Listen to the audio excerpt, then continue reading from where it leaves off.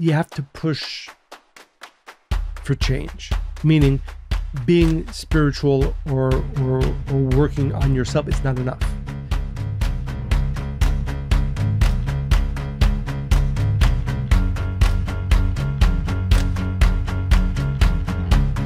Hello, and welcome to Spiritually Hungry. And I'd like to welcome my partner in life and in purpose. I don't think it's going to stick, but I'm going to keep trying. What, my partner in life? No, you'll stay my partner in life and purpose, but the intro. Oh, yeah.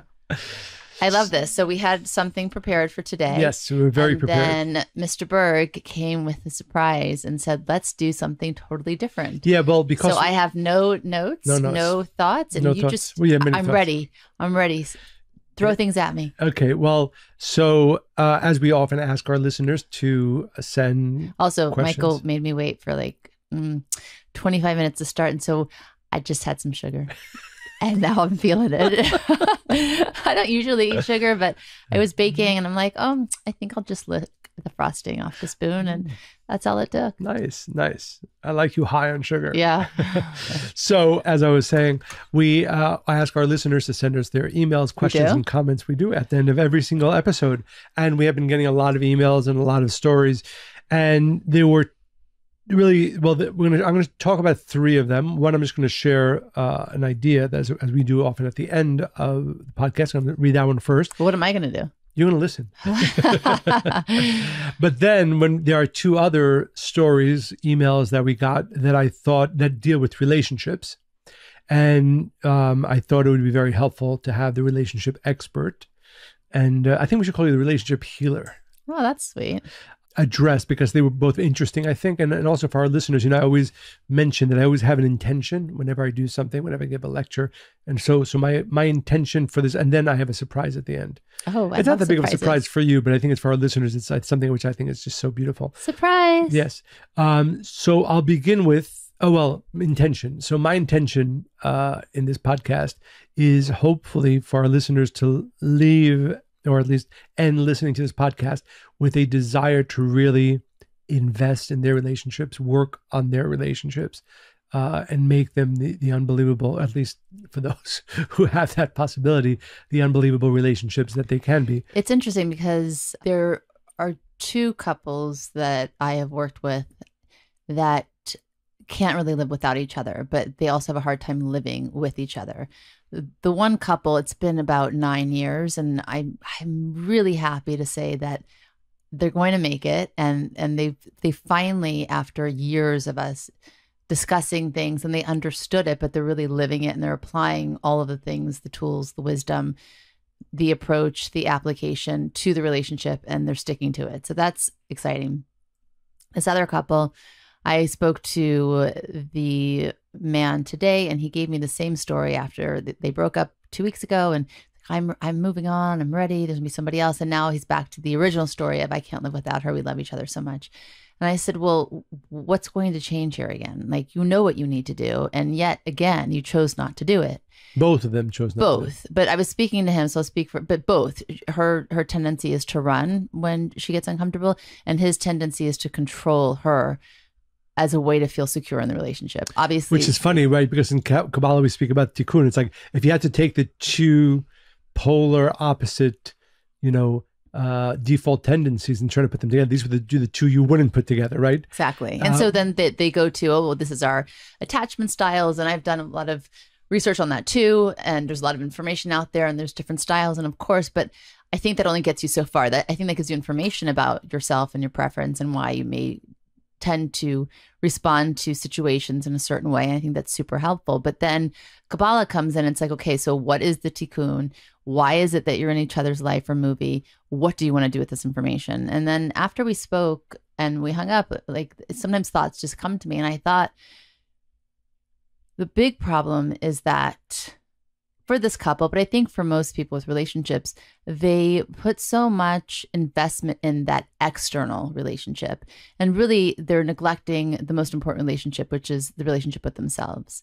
So if, for instance, that person I was speaking with today, if he could really take a pause from all relationships and really work on his default emotion, which is when I'm feeling threatened or I'm feeling rejected or I have fear around a relationship or around receiving or giving love, I control. If he really just spent 40 straight days on that, then the relationship actually has a chance, because now he's more comfortable in his own skin, and really the relationship he has with self will be more healthy, and therefore he can show up as a healthy version of himself in the relationship.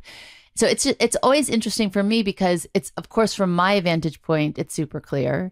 And of course it requires discipline, but for so many in the world, it's so much easier to blame or focus on the partner or crave them or feel lack or pain, focus on the negative, instead of saying, okay, well, who really needs to change in the relationship first and foremost? It's, of course, myself.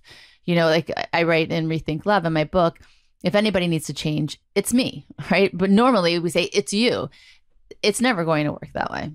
Right. And I think it's so important what you just said is that, and you more than I, but you meet couples that are those that have broken up, and the pain that they feel is great. The amount of effort it would have taken for them to change is less than the pain that they feel on the breakup. Mm-hmm.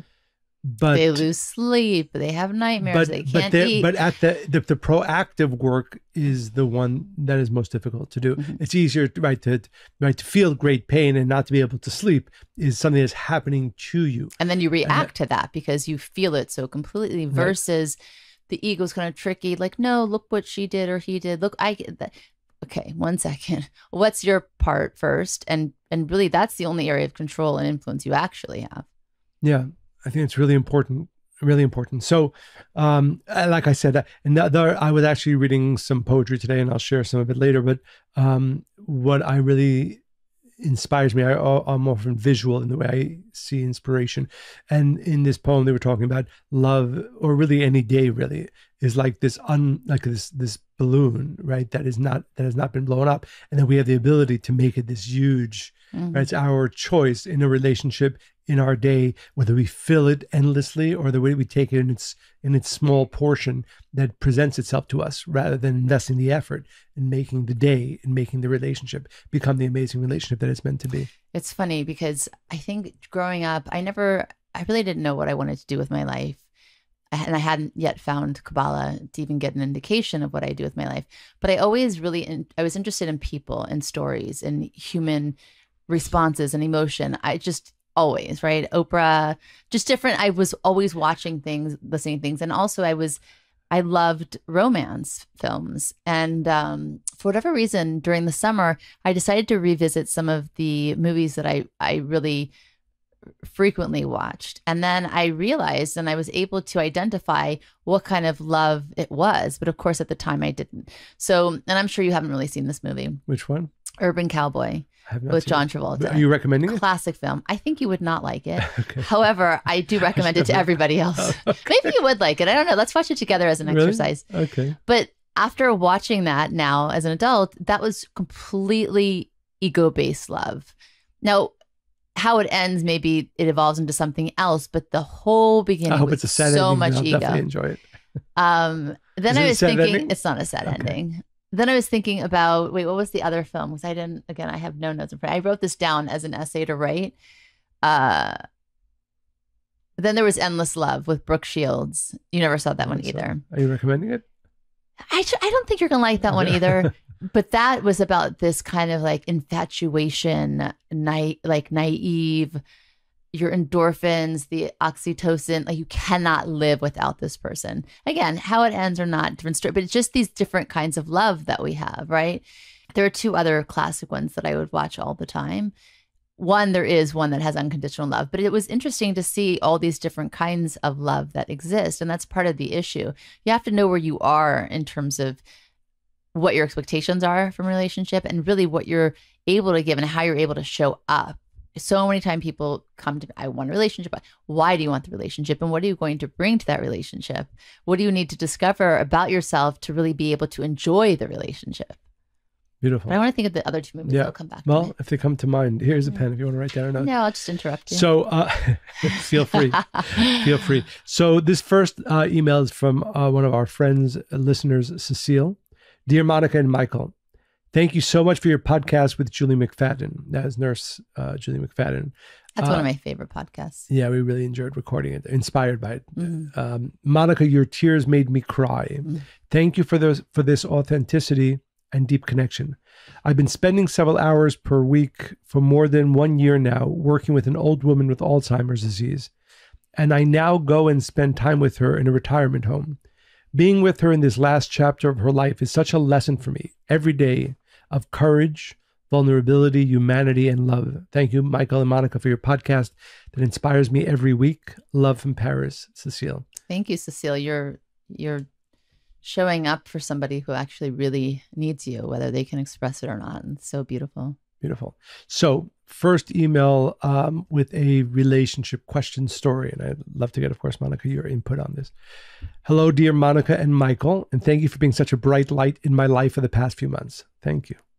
Since discovering Kabbalah and implementing it into my life with the guidance of your podcasts and the Kabbalah Center's courses and podcasts, I see life through a completely different lens. That's great. That's very exciting. I'm still in early days of my learning journey, and I am an eager student to learn it all, expand my vessel, and live in a way that allows the light of the Creator to shine through me every day. I have a recurring challenge that comes up in my relationships with my husband.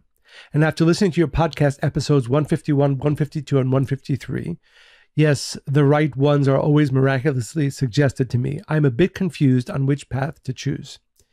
If it's a recurring issue, she's having a recurring issue with her husband, and things don't change, in parentheses, despite personal efforts and changes from me because I understand Tikkun and how this fits into it, and also because I don't want my ego to run the show, end parentheses, should I keep trying and giving a chance to my husband to make the necessary changes in his life that free him from his unhealthy habit that provokes so much pain, shame, and anger in me? Right? So more further, should I be supportive and suppress these feelings, hoping and praying that he will change once and for all, in parentheses, not change and slip at least once a year like he does into behavior that creates pain for her? And she goes on, I understand forgiveness and I do forgive him, and I also take it as a lesson for me, but how many times does it take? He's always sorry and feels terrible about it, yet hasn't until now tried to effectively resolve it with professional help. Now, again, she's not sharing with us exactly what the issue is, but I think we can surmise, I at least understand that it's something serious and it happens at least once a year. And she's struggling with forgiveness and spirituality, yet not seeing change. And clearly, for whatever reason, he doesn't seem to want, or at least do the work necessary to change. There's more. But I have more questions than anything right now. So maybe we're going to go back. You're going to ask the questions one by one, and I'll tell you what I think, because it's hard to answer. It's hard without knowing the specific issue? For sure. But also just if you can go through each question, and then I will tell you what I think. Okay, so let me finish and then, yeah. Of course, I'm giving the matter to the Creator and waiting to see what he will show me, and secretly hoping that his answer will come through you. Wow, that's a lot of responsibility, Monica, for you. Whose relationship, as I perceive it through your podcast, inspires me and makes me aspire to that. In parentheses, hoping that my husband will take the upcoming Kabbalah 1 course with me, because that would be more beautiful than, what could be more beautiful than sharing spirituality in love? Thanks again for everything. You always make me feel good and safe. Kind regards. I won't say her name in case. Yeah. How many years have they been married? Do we know? It doesn't say, but it's clearly been. Okay, so ask me the first question. So there's a recurring issue that doesn't change. Should she keep trying to give a chance to her husband to make the necessary changes and to free him from this unhealthy habit that provokes so much pain, shame, and anger in me?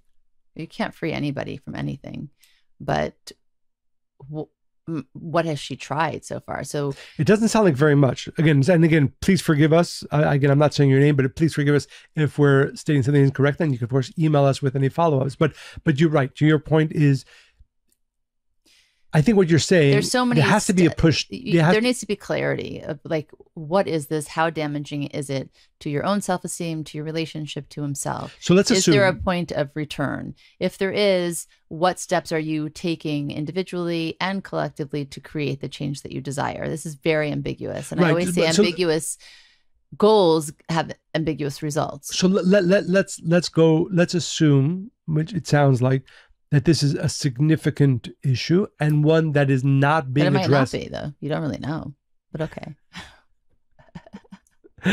I'm just trying to, my point is, for our listeners and even for our friend who wrote this email, even if we can't, hopefully we can help and inspire this listener to improve a relationship. Let's assume, for the purpose of inspiring our listeners, that it is something.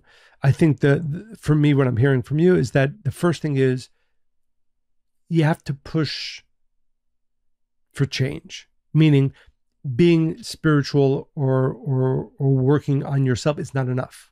If you're in a relationship with somebody who is relatively consistently doing hurtful things, you can't accept that and hope that your own spiritual journey or development will bring a solution to that problem, right? Yes. However, I think that in relation to the relationship, what kinds of things, besides the spiritual work, because I think sometimes people pursue their spiritual journey and they have a focus of, I'm going to pray more every day, I'm going to be a kinder person, I'm going to take time to volunteer, I'm expanding my consciousness. So yes, that is spiritual work. I guess what I'm suggesting is, and also questioning, what kind of work is she doing within the relationship on herself? Herself. So if he treats her poorly, does she allow that to affect her? Does she allow it to penetrate her? Or is she able to start getting clarity that this is just his behavior, it has nothing to do with me? Once you get clear about how you feel about what's happening, the next question is, what do I want to do with that? Next time this happens, what are my options? What am I prepared to do? How much fear is involved in here? What am I afraid of? I think there's so many questions that she can start asking herself to get clear about what it is that she can learn so that she can also grow there. And then from that place, she can decide, okay, there's still enough love in the relationship. And I believe that if I stop allowing these things and I put certain boundaries, whether he goes to, let's say it's an anger issue, he goes to an anger management course, or they work with a therapist together, or that he does take a Kabbalah 1 course, so they're starting to speak the same language.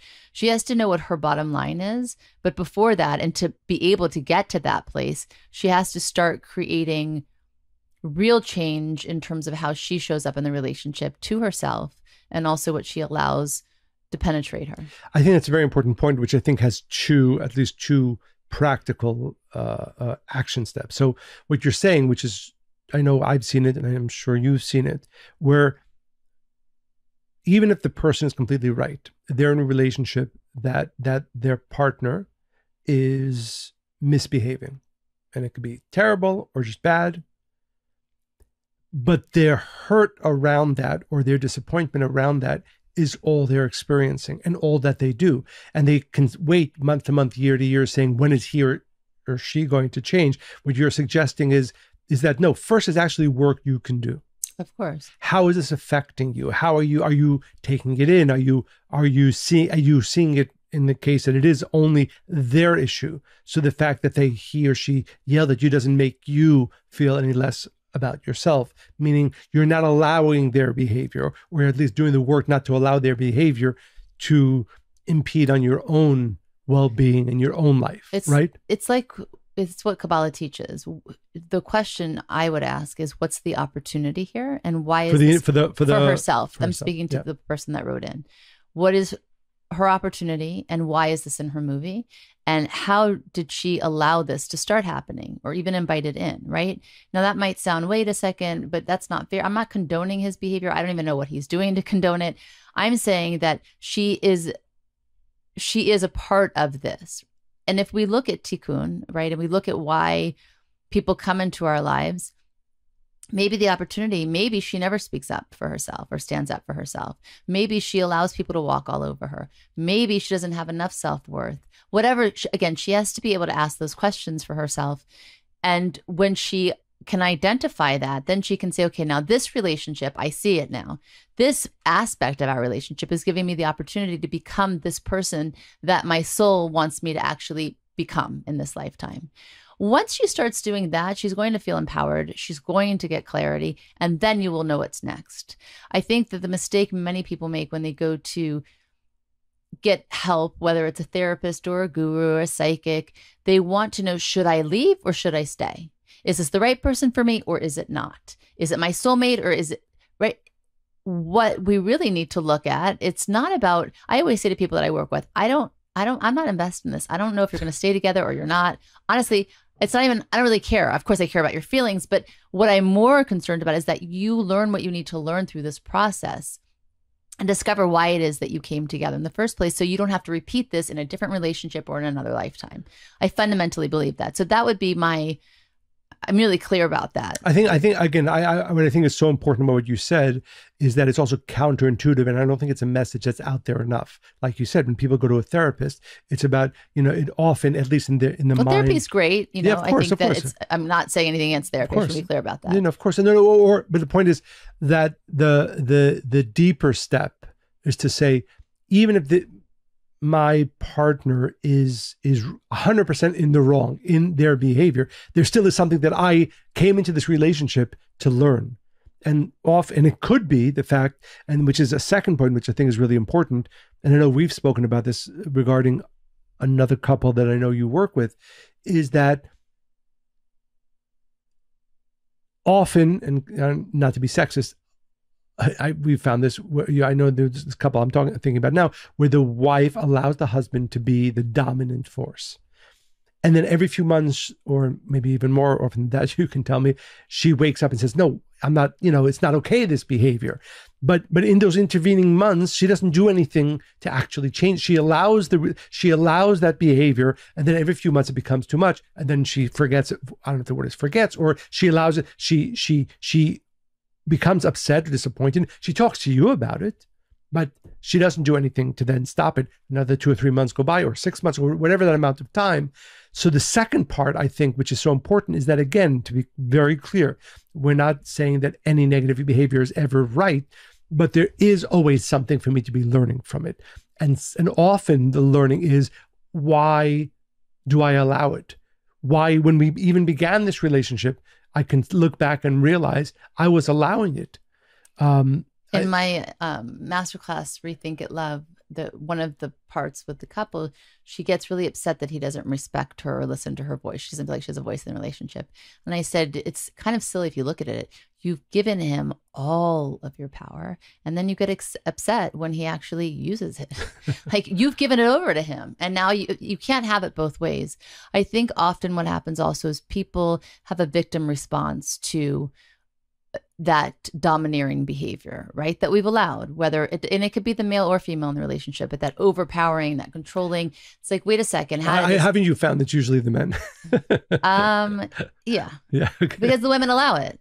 Right. For the most part, until they don't. And then Right. the men are like, wait, what happened? Who's this person? This is not who I married. Why are you changing? And then they really start fighting. But people often have a victim response to a perceived injustice that's happening to them in the relationship.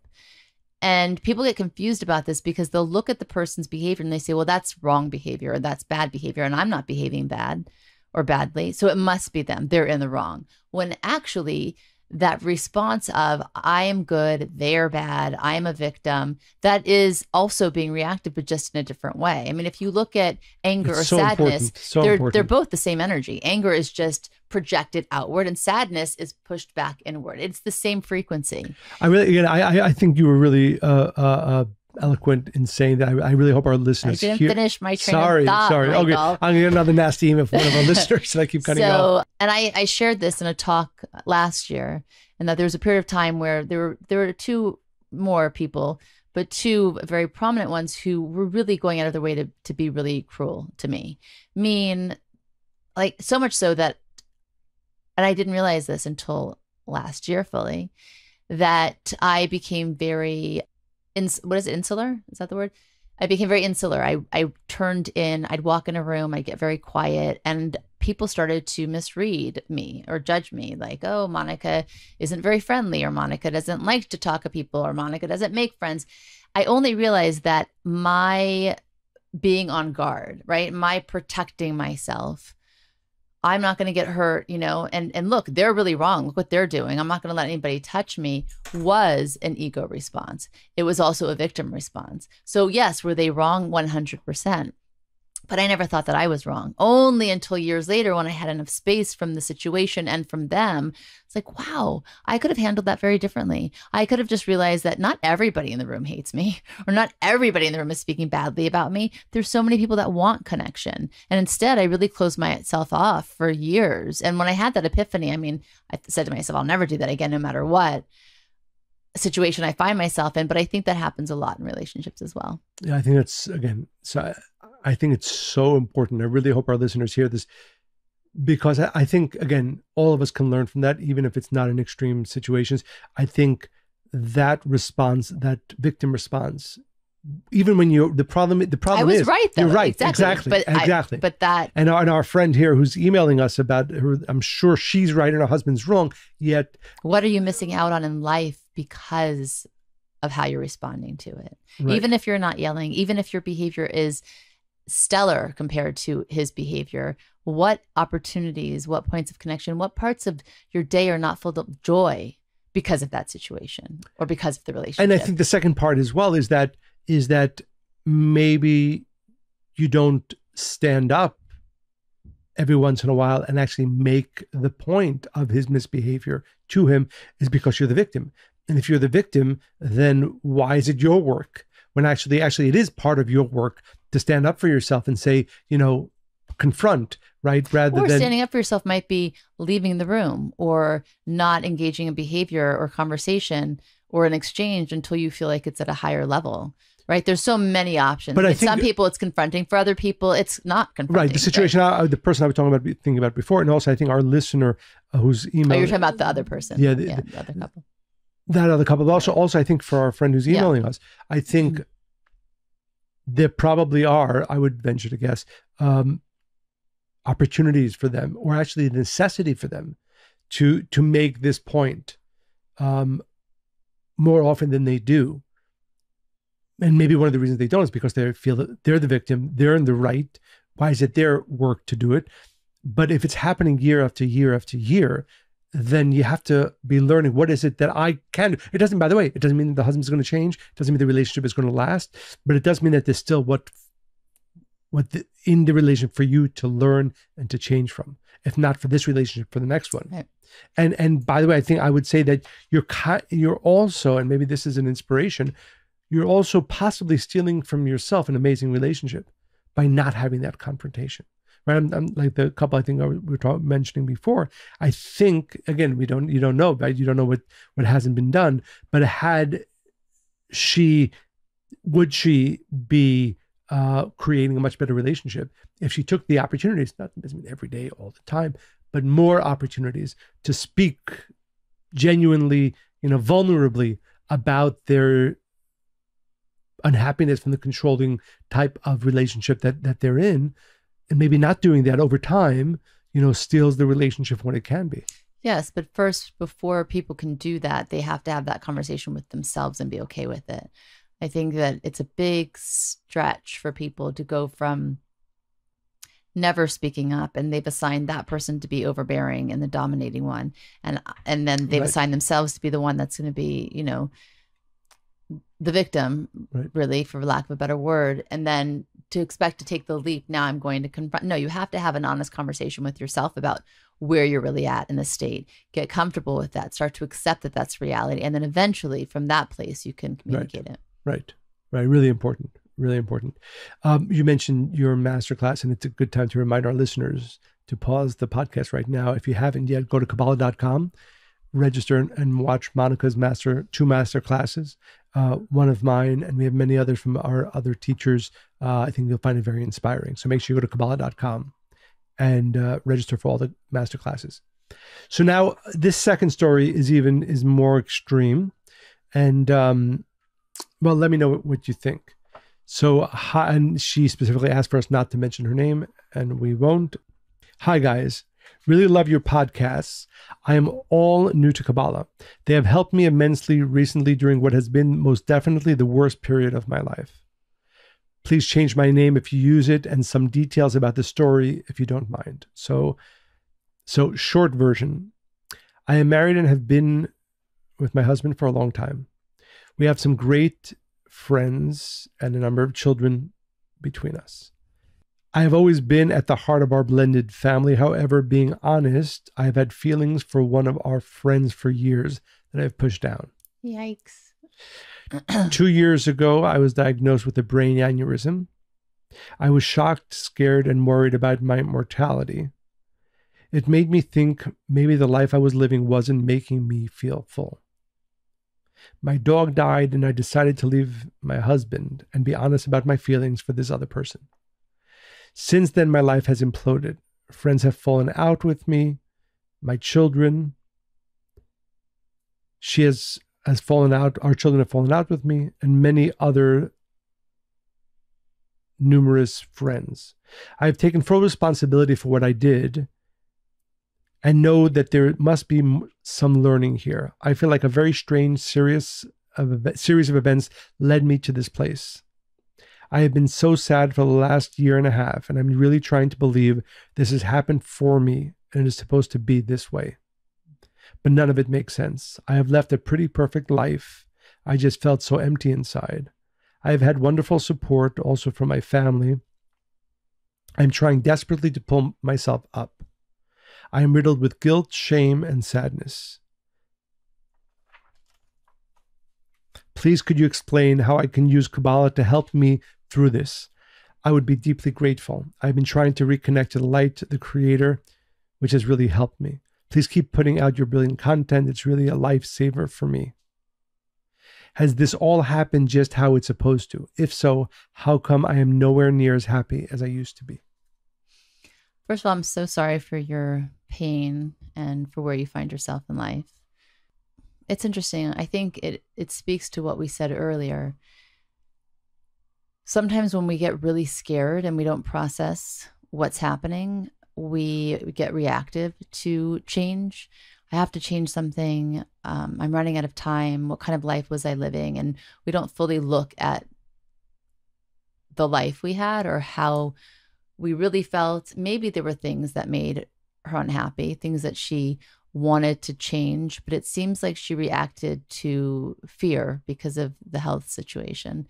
And that kind of accelerated everything else. I don't know if she was really fully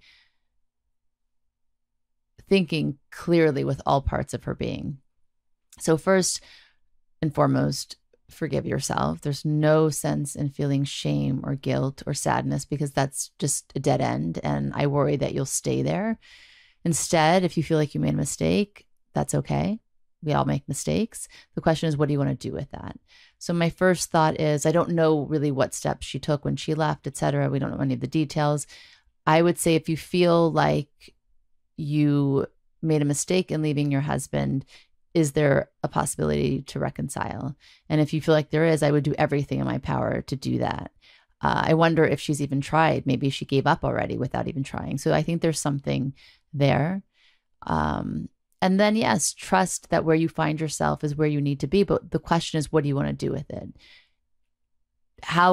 What makes you happy in life? How can you cultivate that? Try to identify where the lack was in the first place. Because again, that's the tricky thing about relationships.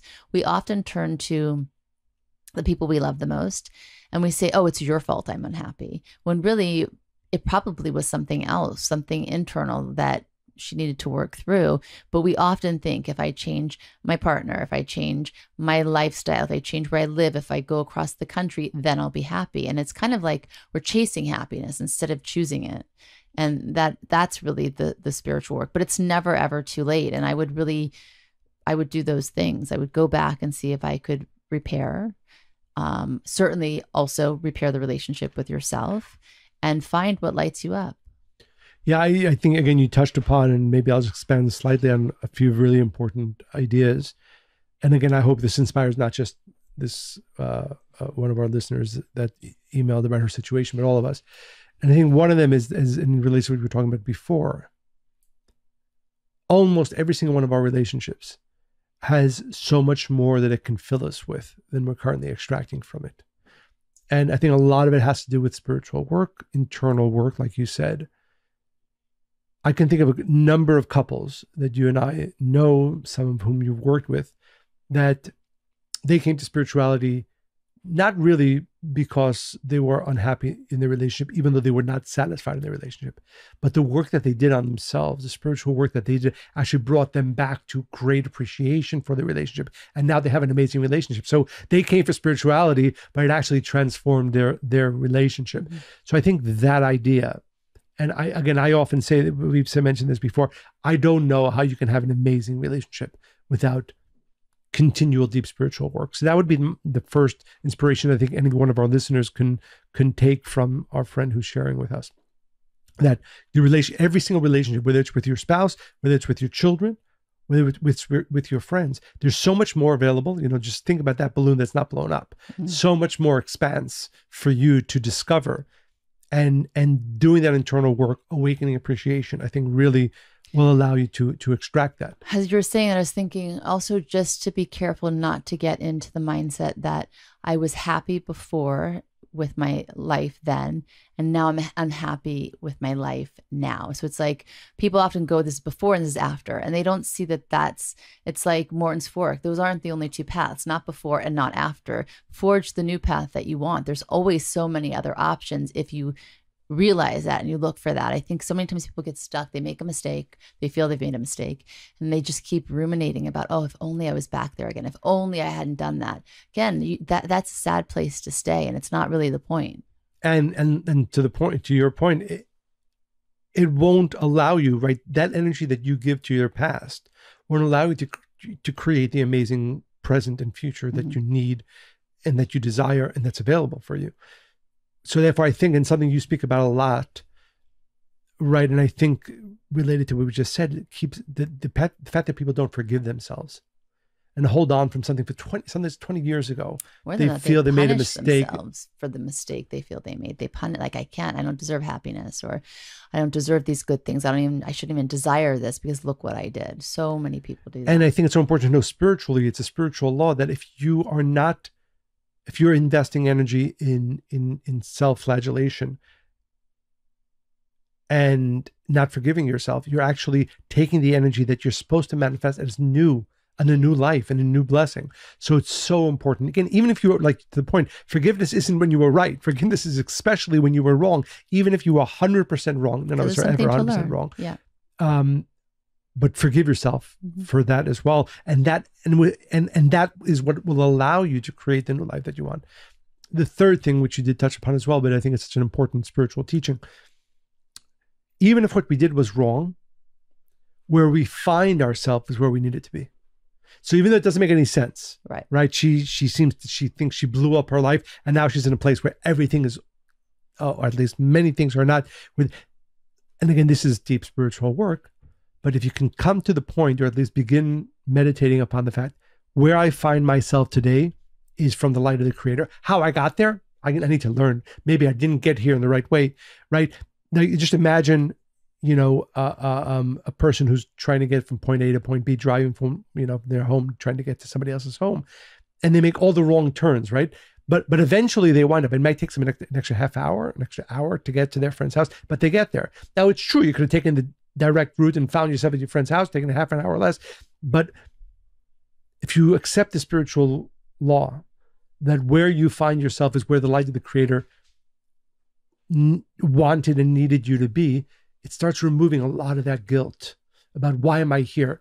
Right? We should never be asking why am I here. We should be asking is what were the mistakes that I made that brought me in this way to this situation? But the situation I'm in is where my soul needed to wind up. I chose this path to it. It could have been a different, maybe an easier path, but where you are is exactly where you need to be. I just want to add to that before we end this episode, but it reminds me, I have a really good friend, and I'm so inspired by his story because he's in the healthcare industry. He's really amazing. And I know his story. Basically, his parents are immigrants and they didn't have health insurance. And when he was in college, he had a back injury, and he didn't tell his parents because they couldn't afford fixing him, right? So he suffered silently for a year, to the point where if he coughed or sneezed, he'd pass out in pain. Wow. And one day he just couldn't take it anymore. So he decided to commit suicide. Luckily, he was unsuccessful. The parents found out about the pain he had been in. Of course, they were like, why didn't you tell us this? And then he went on this mission to make sure that everybody, and in his practice, he accepts health insurance. And he's just amazing. And it's all from care and love and empathy. And I saw him yesterday and I asked him, what did you want to do before this? Like, you happened upon this because of that thing that happened. Because I keep saying you have to tell this story. Don't have shame about how you got here. This is what's inspiring. This is why you are great at what you do, because you understand people and you understand their pain and you want people to be healthy and be proactive about their health. And we had this whole thing. I said, so what did you want to do before? He said, honestly, I almost failed high school. I missed 40 days straight and I just went snowboarding. And my parents owned like a shop and I thought I was just going to work there, which I never wanted to do. And I lived in a very affluent neighborhood, but we were living in an apartment there and everybody had cars and BMWs and this. And I was just existing and I just didn't really want anything. And I said, what's interesting? Imagine that you actually had all the money like your friends had. And let's say your parents' store was so successful, they had a chain all over the world. You'd probably just be working in that place also, or maybe running it. And you wouldn't have like that thing, that pain, that point of pain that he had. And he, that was a mistake, right? He tried to kill himself and he failed at that, by the way, right? That is his biggest gift. And that's what we were talking about. And I think that that's the thing. Often we're like, oh, I did this thing. I made a mistake. I got here and that's it. No, this could be this thing that happened, whether you chose it or not, or you think you chose it.